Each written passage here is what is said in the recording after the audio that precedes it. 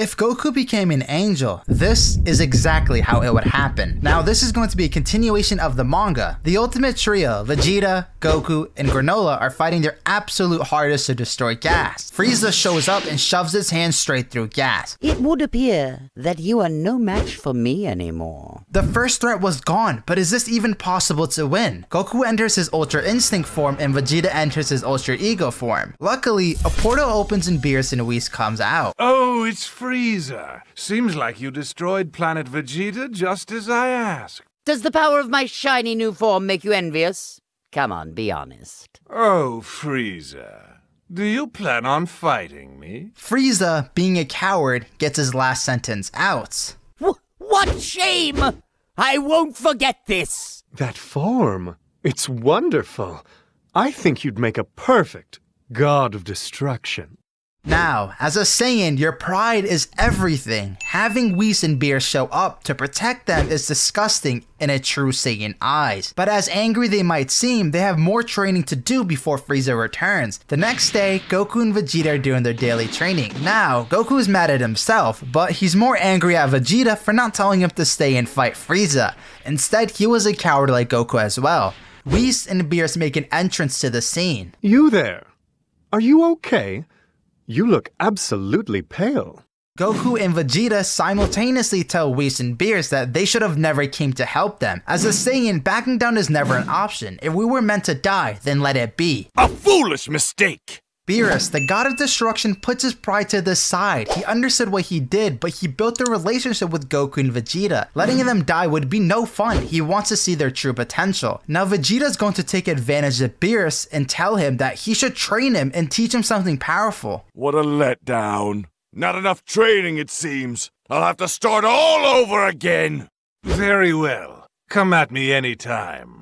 Now, Beerus' change of heart puts an interesting twist to his god of destruction position. Out of the million years, this has never happened. This is a special offer from the almighty god Beerus in the pure angel Whis. Vegeta and Goku have gotten trained before by them, but this is something entirely different. As Goku begins to move his lips, he falls down to the ground before a single word is spoken. Vegeta attempts to power up, but with Beerus' incredible speed, he uses his pressure point attacks and makes him collapse. Nothing truly seems right at this point. Why is Vegeta getting help from Beerus as if he cares for him? And why did Goku need to get knocked out? What is the true meaning of this? As the clock ticks and Goku's dreaming about strange things. As he stands in front of Vegeta and gets closer, he leans in. No, wait, no, that's the wrong dream. As he sees the blurry image of someone he can't really describe. The light is incredibly bright. The aura is pure. There's a warm light touching Goku's skin. He hears someone calling his name. He's not sure who it is, but he feels no threat. Now, there's a few options of who it could be. The first option is Bardock, Goku's father. The next option could be his mother. Now, after 2 days, Goku has gotten up. He looks around and has absolutely no clue where he is. He attempts to sense his surroundings, but there seems to be none that are threatening. He begins to walk towards the door and slowly twists the doorknob. Cognac appears behind him. Cognac, hello Goku. I need you to calm down and listen carefully. Daishinken requested you to wear these clothes before you leave. Goku doesn't care and puts on his clothes. Sleeping was the last thing he wanted to do. As he fiercely walks to Daishinken, he's thinking of a getaway plan. He doesn't have time to mess around. He needs power. During this time, Vegeta and Beerus are doing a friendly spar. As they exchange punches, Vegeta just wants Beerus to listen to him.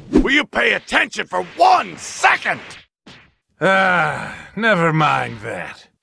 Just come at me. Vegeta wants strength, but he didn't forget what happened to Goku. The best thing he could do is gain more power with Beerus and then take Frieza down himself. To be fair, Vegeta has been holding a grudge for a very long time. Now Goku's face to face with Daishinken. Daishinken, Goku, you'll become an angel. Being a Saiyan is no longer fit for you. Wait, Goku is becoming an angel? Why does Goku need to be an angel? This doesn't make sense. Now there has to be more. Daishinken, we want to train you to become an angel. Goku, your potential is limitless. The rituals will have 3 stages. Stage 1 will consist of fighting every day. Every hit Goku gets on Daishinken will increase his strength, but every hit in return takes 1 year off his lifespan. Stage 2 will be a mission. This mission will be asking Frieza for training advice. Honestly, there seems to be something special about Frieza, and the best thing to do is to ask him. Stage 3 is the hardest and nearly impossible to do, but Goku will enter his past and do one specific task. Long ago, there was a Saiyan similar to Goku. His name was Castor. Castor was a dangerous but calm-minded person. In fact, he was the only human who was truly close to becoming an angel. The angels themselves were watching him from above to see if he was worthy. Now, to become an angel, you must be born as one. However, there are exceptions for certain people. The only exception is if the person has a pure heart and has a certain degree of ultra instinct. But Goku himself has both of these things. Why isn't he an angel? The reason why Castor did not become an official angel is because he didn't want to gain immortality. When becoming an angel, you cannot die. Well, you can, but you have to break the angel laws, and that is the only exception. Living forever is great, but you see all your loved ones gone, and the final person staying there is yourself. From Goku's perspective, this is great. His goal is to protect everyone. Even as a kid, he took down the Red Ribbon Army, King Piccolo, and the list goes on. He may not see his family anymore, but protecting the world and the generations to come is something he is willing to do. Goku is willing to do these 3 stages. Now, beginning stage 1, there's no messing around here. Goku enters his Ultra Instinct form. He gets the starting punch right in Daishinken face. However, this is simply not enough. With a glimpse of Daishinken power, Goku loses 1 year of his life. The life force from Goku was snatched from him. As Goku is fighting Daishinken, his past memories are coming back. The good old days when he fought Grandpa Gohan. This allowed Goku to unconsciously get more hits. The power of Ultra Instinct is to enter the flow state, the state that allows no thinking but by letting your own self take control. As Grandpa Gohan once said, to be the wind you must flow like the river. Vegeta and Beerus are having an argument. Well, what can a god of destruction possibly argue with against a Saiyan? Option A, why is Goku always treated like he's some damn god? Option B, subscribe if you want $1, come on. Option C, when will Vegeta become the next god of destruction? Look, the answer is C. To become a god of destruction, there's 3 stages: denial, anger, and acceptance. Vegeta is always in denial. If you ask him who's stronger, him or Goku, the answer is him. If you told him who's stronger, but you have 1 arm, no legs, and 1 eye, Vegeta will say he is. Vegeta as a kid has always been angry. His pride dictates his life and it shows his true colors. Vegeta can easily accept destroying a planet for whatever reason. It doesn't matter if it involves evil powers. We know how that went. Majin Vegeta. Now Goku begins the 2nd stage. He teleports to Frieza Kingdom. Frieza sitting on his throne, eyeing Goku down. To be fair, Frieza is ruthless, but this time he has a change of heart. After Beerus threatening him, he knows to be careful. Goku came here for one reason, and that is to learn from Frieza. 2 enemies are supposed to learn together, and one is going to be a teacher. After a secret agreement, this new duo is official. Kick you in the head. That's crazy. Now, Goku needs to learn something valuable from Frieza. I mean, how else can he actually become an angel? He needs to complete this stage. Frieza keeps getting stronger and stronger. How powerful can one person get? Goku has no choice but to continue this stage. On the previous episode on What If Goku Became an Angel, we left off on stage 2, which is Goku being a student of Frieza and he needs to learn something meaningful from him. Look, if you're confused, then go to episode 1. Yo, at the end of this video, I included a bonus part, so make sure to watch it because this may be the last episode. Frieza is possibly the worst teacher to be known. Goku isn't allowed to go near him because if he does, Frieza will try to kill him out of his instincts. This can't be happening! Luckily for Goku, he has his binoculars. As Goku zooms in, he finds something interesting in Frieza training. He notices something extremely special. Well, it turns out it's nothing. Frieza is a noob. He's never trained his entire life, so any progress he makes will make him seem like he is the most powerful person in the entire universe. He won the genetic lottery, King Cold, Cooler, and the list goes on with how much power has transferred over to him. His mutation causes him to have so much potential and power. Goku is screwed. Damn it! If only I was better! Well, that's what I thought at first. When studying Frieza's anatomy, it shows that he genuinely has trained before, but so has Goku. Now, Goku begins to do one of his techniques that he rarely uses. He has the ability to see ki in anyone. As he keeps zooming and zooming into Frieza, he notices that his ki has a flow of rage. In the beginning of Dragon Ball Z, Goku would have to get extremely angry to access his Super Saiyan form. But before I continue, welcome to Dragon Ball University. This is the official college for Dragon Ball. If you ever notice that the aura for Goku is always in rage. It's never truly calm. If Goku continued to control his aura like he did in his Super Saiyan form, then he would be far greater in terms of power than he is now. But as the show continued, his aura began to look jagged and just very sharp in general. Fun fact, there's 87 sharp points in Super Saiyan 2, and as he keeps transforming, it increases by 1. But that doesn't matter. Most of us thought that Goku ki control was unbelievably great, which it's still pretty good, but he's been ignoring that simple method from the beginning. Yet again, he's done this more than once for learning Ultra Instinct as well. If you think about it, this all makes sense. His Ultra Instinct form is obviously his strongest form, but when you look at his aura, it's a lot calmer and barely has sharp points. Goku is done trying to learn more things from Frieza, but before he leaves, he says, Just rest there. How petty! Now, be gone. Goku, being a little kid as always, tries to get a sneaky powerful punch on Frieza, but Frieza notices and he slams Goku right to the ground. Let's swap over to Vegeta and see what he's currently doing. But before I go, I'm not going to go entirely deep into Vegeta, like his story, because this is mainly about Goku. But I love the guy, so I want to include him a little. Vegeta's getting a good sense of his capabilities. He can tap into Ultra Ego easily, but it's not mastered. To have this power mastered, you have to think like a god. Before creation comes destruction. Beerus and Vegeta go on a short journey to the planets that's around Beerus' planet. In fact, there's a small important detail that many people miss. The planets around Beerus' planet are actually special, well, some of them are, aka 1. This planet contains potential gods of destructions. They are set on this planet with basic training instructions, and they continue to live their life there. Beerus decides to leave Vegeta on this planet so he can communicate or try to observe some sort of techniques to make himself stronger. Now, Goku returns to Daishinkan. He's confident that he actually achieved stage 2. With a smirk on Daishinkan's face, he actually passed stage 2. Remember, there are 3 stages, and this is the final one Goku is heading to. As I said before, Goku would need to enter the past and get information from Caster. With a tap on his head, Goku enters the past. Now he sees a man in the distance meditating. With no hesitation, he approaches this person. Leave, foolish boy. Do not disturb me. Goku doesn't care and keeps bothering this person. You know my name. It's Caster. So leave, you child. Honestly, Goku was acting like a kid for a while, arguably too long. Since he landed on Earth, he's been a clown. The kid is falling off cliffs, lets Raditz goes, almost killing his own son, and gives Cell a senzu bean. And I can make a dedicated video for about an hour long of dumb things Goku has done. Goku doesn't care and taps Caster on the shoulder. Unfortunately, this was a massive mistake for Goku. A thunderstorm begins and a gloomy aura comes out of Caster. There's more things about Caster that we don't know of, but this is a side one should fear of. Goku is always confident in his potential fights, but this is what separates Caster from Goku. It's his maturity. The stage will increase Goku's maturity. If you ever notice, an angel is very respectful, and I'd say perfect in a way. Going back, you can't threaten Goku and think you're going to get away with it. As he powers up the Super Saiyan 2, well, only 2 because it's clear who's stronger. Look, boy, you need to calm down. I see exactly what's wrong with you. I mean, Goku has been fighting for literally 40 years. How can anyone truly tell him that he's doing something wrong? All right.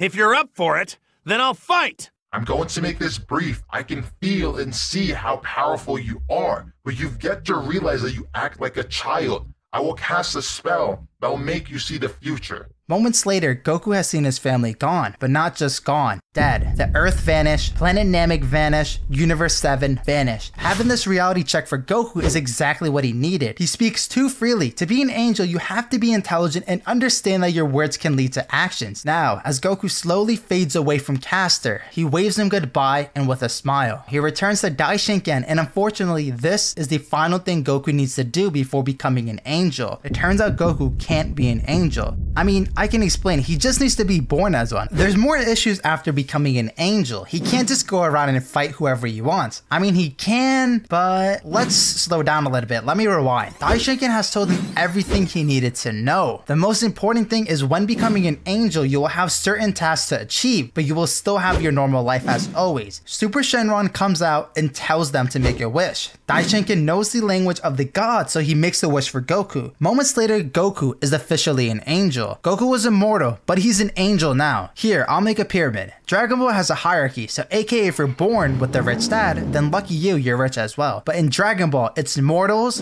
Grand Kai, Supreme Kai, Gods of Destructions, and Angels. Then the Grand Priest, Xeno Guards, and then Zeno. Goku looks down at himself and takes a good look at his hand, which is blue. But Goku is a special case. He can activate his angel form or deactivate it. Best of all, he can be in the middle. Remember what I said before that Goku can't just go around and one-shot everyone he fights? Look, for the noobs out there, he can still fight. Look at Maris. This little dweeb is a training angel and he's fighting Moro. It's not the same situation with Goku, but it's similar. When becoming an angel, you pretty much just enable cheats and you walk around with ultimate plot armor. Goku would just have a huge increase in power and many other perks with it. But he can still increase his power because there are many other forms of Ultra Instinct. The Grand Priest has the highest level of Ultra Instinct, and then you got Whis, and the list is around the same there. But Goku is at the bottom of the pyramid. This time, Goku skipped his early stages and he's pretty much around an official angel level. During this time, Vegeta is absolutely lost. He hasn't learned anything from these potential gods. He teleports back to Beerus' planet to see Goku in an angel form. This just made Vegeta absolutely infuriated. Yet again, he sees Goku with a new form, let alone a form, a new breed, an angel. There's no more time for messing around. They need to find Frieza and end all of this. Goku insists that he should go alone and do it himself, but this won't be allowed by Frieza. They both teleport to Frieza Kingdom and get in their fighting stance.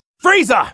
I will defeat you! Now you will witness true power. Vegeta charges in first and attempts to get a payback punch but fails miserably. He then tries taking as many hits as possible so he can fully utilize his Ultra Ego. Goku sitting in the back and is super fidgety. He's getting very anxious to test his new powers, but he needs Vegeta to figure out that he can't win. Vegeta is slowing down. There's a limit on how much he can absorb, and if he takes any more, he'll just damage himself and potentially sacrifice himself for no reason, or he'll just get knocked out. Goku glares at Vegeta, hinting that he can't win and it's time to take him down. The ultimate showdown, Goku vs Frieza, has finally begun. Fun fact, Frieza and Goku fights has a total of 3 hours and 50 minutes of showtime, which is 19 episodes of two buffoons fighting, and it's the longest anime fight. Anyways, Goku hides his angel form because he doesn't want to show Frieza, let alone use it just yet. He activates his Ultra Instinct and feels a massive difference from before. The flow in his aura is incredibly different. It's flawless in every possible way. The stages had to be done because without it, he wouldn't be qualified to be a true angel. The Grand Priest just doesn't make anyone an angel for fun. I haven't gone through the real reason why Goku needs to be an angel. Unfortunately, this isn't much of a fight as we expected. However, Goku makes a scene as if he is weak. Frieza pulls back his right arm and puts all of his force into Goku's face. This makes Goku chuckle a bit. As Frieza cracks his knuckles, he begins to repeat the process, throwing every move in his arsenal is still useless. Goku is absorbing and dodging most of these attacks. Frieza is blinded by his ego and even pushes out more of his hidden power with his rage. You finally decided to show 100% of your power! Goku increases his power a slight bit, but it's really nothing. When becoming an angel, he separated himself from the mortals. Yet again, Goku makes a childish decision and lets Frieza go. I can understand Vegeta's conflict with him, but these are two different people. Goku hasn't met his father or mother, so he doesn't really care for them. Vegeta definitely has seen a lot more, so if he wants to kill Frieza, then he needs to keep training to surpass him. But before Frieza leaves, Goku makes sure to show him his angel form. Was this a mistake for Goku, or he's still safe? Frieza is determined to do anything. He knows that there's always a way to surpass Goku. I mean, he did train for 10 years to unlock this form. What's going on here? Defeated by worms like you? This is impossible! I left one very important secret in this video. The true and only reason why Goku is an angel is because Whis is done. If you ever worked at the same job for about 75 million years, then you'd probably want to quit or at least take a break. After 6 long months of Goku hearing Vegeta complain, it finally ends. The Saiyan brothers have officially made it out the hood. Goku is an angel, Vegeta is the god of destruction. You may be wondering how this happened so fast, so let me backtrack a little. A few days ago, Vegeta was in the process of completing the god ritual. The final test is battling Beerus with all his might. You seem to have gotten much stronger, Vegeta. Maybe you can win now. Beerus has been watching Vegeta grow from an ignorant mortal to a true warrior. The ritual will transfer all of Beerus' abilities and memories to Vegeta if done successfully. Spoiler, it worked. Daishinkan knew this was all going to happen. There wouldn't be a better fit for a god other than Vegeta, and a new angel but Goku. Whis and Beerus continue to be friends. I mean, they've been together for about 75 million years. And now that Beerus lost his god of destruction role, he continues to age and would like to spend his time with Whis until he perishes. Goku and Vegeta are full vibing on Beerus' planet. I mean, it's time to celebrate. A low-class Saiyan and an elite became the rulers in their universe. But the party was cancelled because Whis insisted they leave the planet before he calls father to punish Goku. Yeah, Daishinken is Goku's new dad now, and this time he's alive. They rebuilt King Vegeta planet. Well, by rebuilt, Vegeta threatened to kill everyone on this hidden planet, so they had no choice but to leave. This new planet is called the Saiyans, and it's not only Saiyans on this planet because then it would be useless. It's pretty much another private Earth for Goku, Vegeta, and their friends. One more last thing. What are the best things you get when becoming an angel or god? Money, crack, or drugs, pets? They're married, so don't even think about it. First off, Goku has a lot more freedom now. Before, he was genuinely stuck in Universe 7. Now, he freely travels wherever he wants. I mean, this is Goku we are talking about. If you give him this type of power, you'd better believe he's finding some almighty alien out there. The second best thing for Goku is receiving a staff. We've seen Whis go back in time with this thing. The power is immense and unbelievable. Think about the amount of screw-ups he can have. And think even further, this guy can freeze time. Now, for Vegeta being a god of destruction, the beauty is the power and respect. Out of the billions in the universe, there's one person to fear. The second best thing is it's no longer the old title, Prince of Vegeta. It's Vegeta, the god of destruction. The greatest tournament of power will consist of angels, gods, and mortals with powers never seen before. Yo, if you guys don't care about the backstory for this video, then go to 3 minutes and 55 seconds on the dot. Now, this is the final part of what if Goku became an angel. Goku and Vegeta are battling it out to see who is stronger in their base form. Okay, come at me with all you've got. Fighting isn't the same when you have angel and god powers. As they exchange punches, Goku is tired of feeding Vegeta's ego. He powers up to his angel form and makes a fool out of him. Vegeta, sorry, but I'm going to use my full power. From Vegeta's perspective, it looks like he is teleporting, but this is Goku's true speed of movement. Oh, I must say you are very brave to try to face me.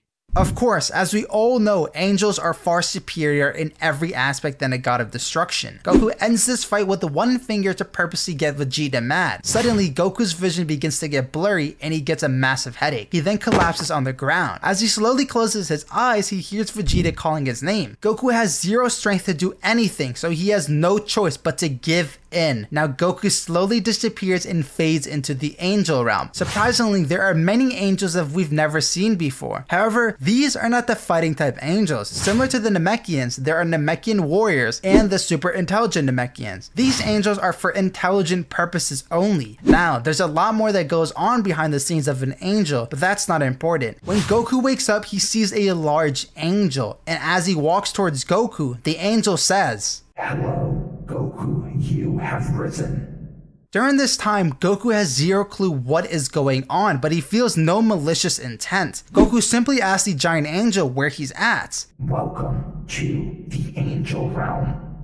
Goku looks around and he greets everyone because technically this is his family now. He waves to everyone, and Goku being himself, he wants to fight these angels, but none of them agree to it. The father of all angels comes out, Daishinken. He tells all of them that there is going to be a special tournament and this will consist of the best fighters. Not only that, he will unlock everyone's true potential. Goku is desperately trying to say something, but from his recent training to become an angel, he knows to have respect and not to talk when someone else is talking. Daishinken finishes his speech and Goku asks a question. Well, if you're hosting a tournament, will the angels be able to compete? Since Goku can disable his angel powers, then there would be no harm in allowing him to fight. Daishinken agrees with Goku and in fact changes the rules to allow angels and gods to compete. To make it fair, there will only be 2 gods of destruction in the tournament. The first god is Vegeta, and the other god is Champa. But let's pause on this tournament for now. The arena needs to be built and truly ready for these extraordinary powers. Goku arrives back on Earth and to tell Vegeta that he's going to go on a small journey. No questions asked, he teleports away. With Goku's superior power, he decides that he needs to collect the Super Dragon Balls, so he can ask Super Shenron a very important question about a mysterious person. With ease, Goku finds the Super Dragon Balls. In fact, he sets a timer so he can see how fast he could find them all. In the span of 8 minutes and 23 seconds, he found all of them. Now, the great Super Shenron rises and looks down at Goku. Goku has automatically learned the angel language, so he asks Super Shenron to take him to the creator of himself. You are speaking to Super Shenron right now. However, I do not wish to show my face. Maybe to you, Goku, one day. Goku understands and he will just have to wait, but he really wants to see this mysterious person fight in the Tournament of Power. He tells Vegeta about the whole Tournament of Power, but they both begin to think what happens with whoever wins. Goku can ask Daishinken, but he'd rather wait that day. Goku and Vegeta agree to punch each other as hard as they can to knock each other out, so by the time they wake up, the tournament begins. 1, 2, 3.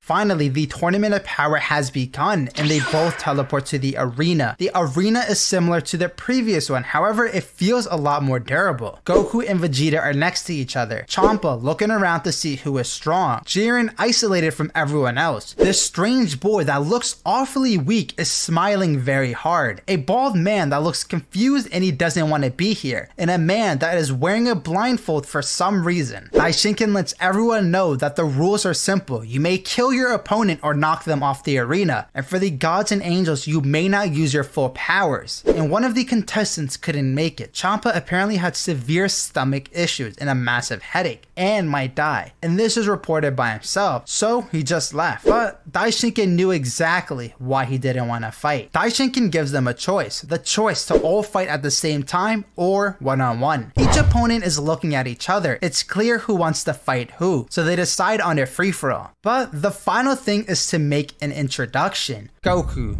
Vegeta, Jiren, Luffy, Saitama, Gojo introduce themselves. Now, Goku stares down Saitama and they begin to fight. It was obvious from the beginning that his base form would not be enough. The fight is one-sided and Saitama will win this fight if Goku doesn't transform. He transforms into his Super Saiyan Blue form to make it somehow fair for himself. Saitama is confused, but he didn't notice his hair color change, and he got a bit jealous. Moving on to Jiren and Vegeta, these two are clashing. The loud explosions are really rumbling through the arena. The old Jiren and old Vegeta are no longer the same men. Jiren potential has been unlocked, but Vegeta can keep up. However, Jiren has the tendency to hold back, as we saw in the previous Tournament of Power. This time, Jiren swore he would win. Vegeta does a final flash, but Jiren moves away in time. If not, this would have made Jiren badly injured. On the other side of the arena, you see Luffy and Gojo having a true battle. Luffy is powered up to his gear 2nd. Gojo is moving swiftly, but still takes damage from Luffy. He finally removes his headband, and Luffy is mesmerized by his eyes. Gojo capitalized on this and slammed Luffy to the ground. Going back over to Goku and Saitama, these two are destroying galaxies in their fight. Goku enters his Ultra Instinct form and it begins to look very one-sided. Saitama hasn't felt this thrill in a while. He prepares a serious punch directly to Goku's face. This contact made Goku absolutely shocked and made him pass out. Moments later, Goku gets up and cracks his neck. He gives credit to Saitama, however, he begins to prepare his Kamehameha.